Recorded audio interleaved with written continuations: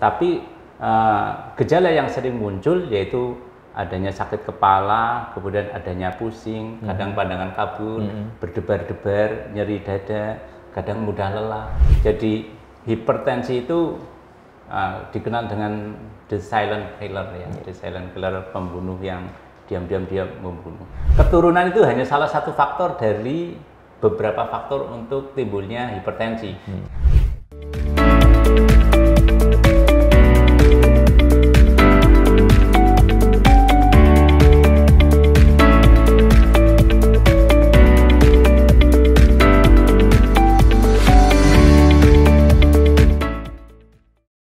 Assalamualaikum warahmatullahi wabarakatuh. Ya, berjumpa kembali dengan kita dalam acara Ruang Sehat ya. Kali ini kita akan membahas satu topik, judulnya hipertensi atau tekanan darah tinggi.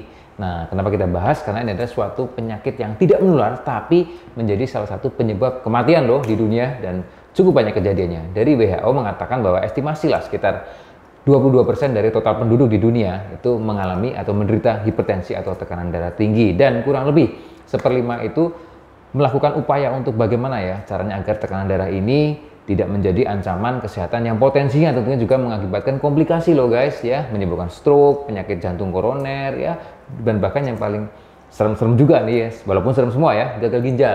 Nah, gagal ginjal sampai hampir cuci darah atau sudah cuci darah. Nah, ini juga penyebabnya salah satunya adalah hipertensi. Nah, tentunya pemirsa penasaran ya, kira-kira kita akan bahas apa tentang hipertensi ini lebih jauh bersama Dr. Lusito, spesialis penyakit dalam konsultan ginjal dan hipertensi. Selamat pagi dok, Assalamualaikum warahmatullahi wabarakatuh. Dok, menanya nih dok ya, kira-kira kalau hipertensi, nah per definisi itu apa dan kira-kira gejalanya itu bagaimana dok? Mungkin pemirsa ingin bisa diterangkan. Ya. Secara mudah, banyak guideline tentang hipertensi ini, tapi di Indonesia masih memegang angka 140/90 sebagai batasan hipertensi untuk pengukuran di klinik. Akan tetapi kalau itu dilakukan di rumah, dilakukan mandiri di rumah, maka angkanya 135/85/85. Dan apabila menggunakan alat yang sekarang lagi ngetren itu, yang ambulatory blood pressure monitoring, maka rata-rata 24 jam itu 130/80. Di atas itu kita katakan sebagai hipertensi. Sedangkan gejalanya tidak khas, kadang tidak bergejala sama sekali. Tapi gejala yang sering muncul yaitu adanya sakit kepala, kemudian adanya pusing, kadang pandangan kabur, berdebar-debar, nyeri dada, kadang mudah lelah. Itu adalah gejala yang mungkin gejala awal. Tapi kalau sudah berlanjut mengenai organ-organ, tergantung organ yang terkena, bisa otak, bisa mata, bisa ginjal, bisa arteri perifer. Seperti itu mungkin ya. Nah, karena gini dok, kalau hipertensi itu sebenarnya termasuk penyakit gejala yang berat atau bagaimana? Dan juga kira-kira ada faktor genetik nggak terkait dengan hipertensi? Jadi hipertensi itu dikenal dengan the silent killer ya, the silent killer, pembunuh yang diam-diam dia membunuh. Jadi menurut saya tetap ini dikategorikan berat karena apa? Karena dia itu tidak bisa disembuhkan, tapi hanya bisa dikendalikan dengan obat. Sedangkan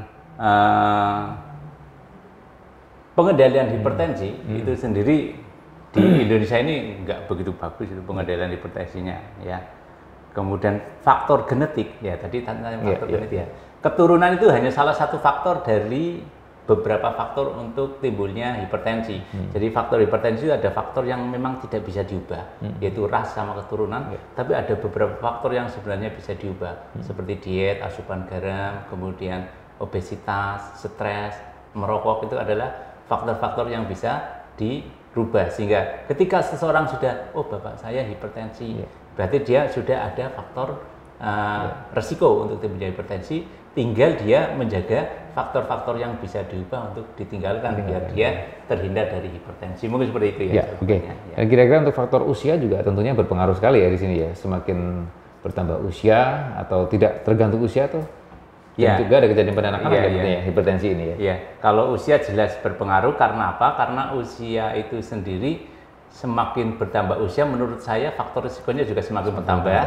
Baik itu dia kurang gerak, baik itu obesitas, baik itu stres. Kemudian semakin lanjut usia juga dia akan terjadi ketegangan pada pembuluh darah yang akan memudahkan peningkatan dari tekanan darah.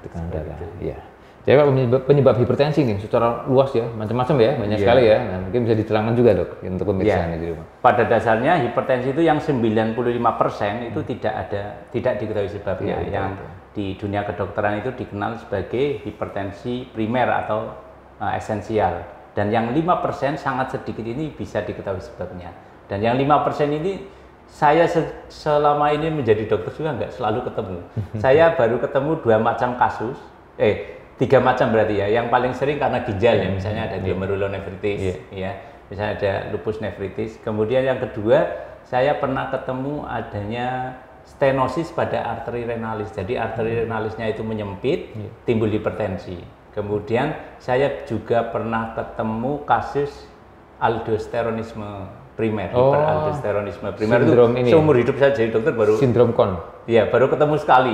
Jadi ketika ada kelainan di kelenjar adrenalnya, kemudian aldosteronnya meningkat, terjadi penaikan tekanan darah. Menarik nih, saya ketemu 2 kali. Oh, sekali itu. Waktu dulu di Solo itu sama kemarin ada juga 1 kasus. Jadi datang dengan hipokalemia ya? Iya, biasanya datangnya dengan nggak bisa jalan. Nggak bisa jalan, kram kaku-kaku. Kaku-kaku di kaki. Gitu, kesemutan ya. Menarik sekali ya. Saya langka itu kasusnya. Sindrom Kohn ya. Oke, nah kejadiannya kalau untuk pria sama wanita nih lebih banyak? Pria sama wanita, kalau di usia sebelum menopause itu mungkin lebih banyak pria, karena estrogen itu dia merupakan vasodilator. Jadi estrogen itu bisa melindungi wanita dari hipertensi dan penyakit kardiovaskuler. Tapi kalau sudah dia menopause, dia mungkin sama saja laki-laki sama perempuan. Jadi tertolongnya sampai menopause ya. Iya. Setelah menopause sama aja nih. Sama aja. Jadi tetap yang putri, yang cewek juga harus olahraga ya dok? Iya, betul sekali. Ya. Nah tadi kan untuk pemeriksaan sudah ya tentang tensi dan sebagainya. Untuk pemeriksaan penunjang lainnya ada nggak untuk mendukung hipertensi ini? Diagnosis hipertensi ya pertama ya tetap sphygmomanometer. Sphygmomanometer sekarang air raksa sudah dilarang, berarti kita menggunakan yang jarum aneroid atau yang digital. Itu boleh dilakukan di klinik.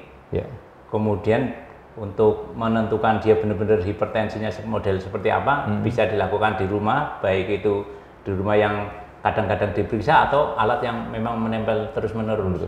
Sedangkan evaluasinya serahkan dokter. Jadi nanti dokter akan menentukan evaluasi organ-organ target sama risiko-risiko penyakit kardiovaskuler lain. Jadi harus periksa tetap itu. Nggak bisa mandi. Siap.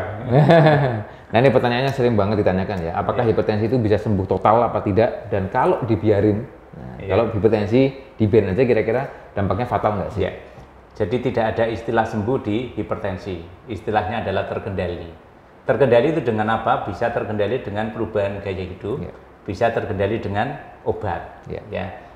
Obat nanti suatu saat dia akan bisa dikurang-kurangin ketika gaya hidup sudah sesuai yang diharapkan. Tapi ketika gaya hidupnya masih belum sehat, obat tetap tidak mungkin dikurang-kurangi. Mungkin suatu saat dia tanpa obat dengan gaya hidup saja tensinya terkendali, tapi tidak bisa sembuh. Iya. Dan tadi kalau dibiarin aja kira-kira fatal nggak sih? Dibiarkan saja. Jadi ada yang istilahkan di kedokteran itu kerusakan organ target karena hipertensi. Jadi hipertensi itu akan menimbulkan kerusakan organ mulai dari kepala, otak, ya. Dia kalau lama-lama ya bisa jadi stroke ya, stroke hemorrhagic, stroke non hemorrhagic.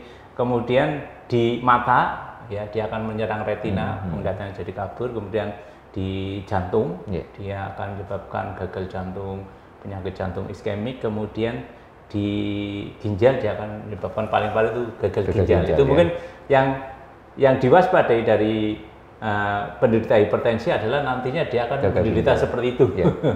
Baik. Nah ini yang terakhir nih dok nih, kan dokter Lusito kan juga menangani masalah hemodialisa ya, gagal ginjal dan sebagainya.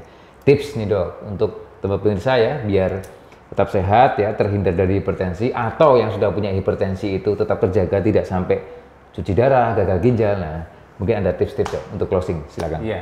Kalau penderita itu sudah menderita hipertensi, yang saya sarankan pertama adalah yang bisa dilakukan adalah strict dengan intervensi, dengan perbaikan gaya hidup. Perbaikan gaya hidup itu bisa dengan diet yang seimbang. Diet yang seimbang sudah jelas ya, banyak sayur, buah, hindari daging merah, hindari lemak jenuh. Kemudian asupan garam dikurangi maksimal 1 sendok teh Itu susah ya. Susah, enak soalnya. Kemudian jaga berat badan ideal. Ya, kita tahu berat badan ideal 18,5 sampai 22,9 IMT-nya.